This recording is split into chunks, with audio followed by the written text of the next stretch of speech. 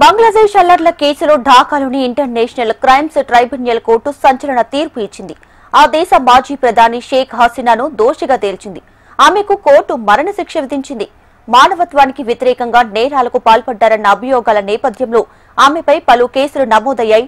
వీటిపై వాదనలు విన్న ఐసీటీ ఆమెను దోషిగా తేల్చింది.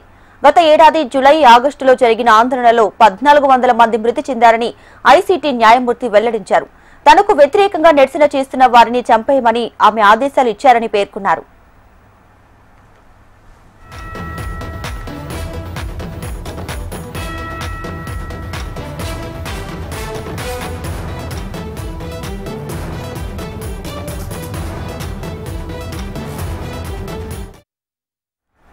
ఆగస్టు 5వ తేదీన ఢాకాలో నిరసనకారులపై ఆర్మీ కాల్పులు జరిపిందని, వారిపై హెలికాప్టర్లు, ప్రాణాంతక ఆయుధాలు ఉపయోగించారని ఆమె ఆదేశించారని మరో న్యాయమూర్తి తీర్పులో ప్రస్తావించారు.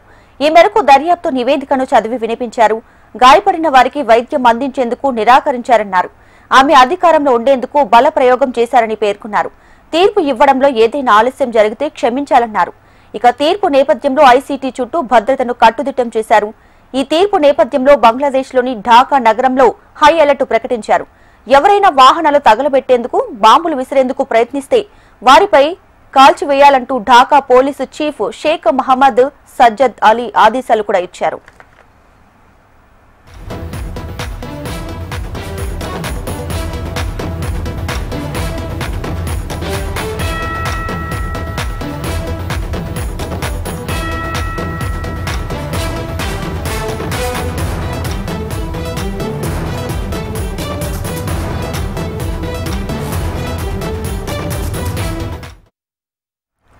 బంగ్లాదేశ్ అల్లర్ల కేసులో ఢాకాలోని ఇంటర్నేషనల్ క్రైమ్స్ ట్రైబ్యునల్ కోర్టు సంచలన తీర్పు ఇచ్చింది.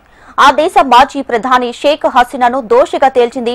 ఆమెకు కోర్టు మరణశిక్ష విధించింది. మానవత్వానికి వ్యతిరేకంగా నేరాలకు పాల్పడ్డారన్న అభియోగాల నేపథ్యంలో ఆమెపై పలు కేసులు నమోదయ్యాయి. వీటిపై వాదనలు విన్న ఐసీటీ ఆమెను దోషిగా తేల్చింది. గత ఏడాది జులై, ఆగస్టులో జరిగిన ఆందోళనలో 1400 మంది మృతి చెందారని ఐసీటీ న్యాయమూర్తి వెల్లడించారు. ఇక తనకు వ్యతిరేకంగా నిరసన చేస్తున్న వారిని చంపేయమని ఆమె ఆదేశాలు కూడా ఇచ్చారని పేర్కొన్నారు.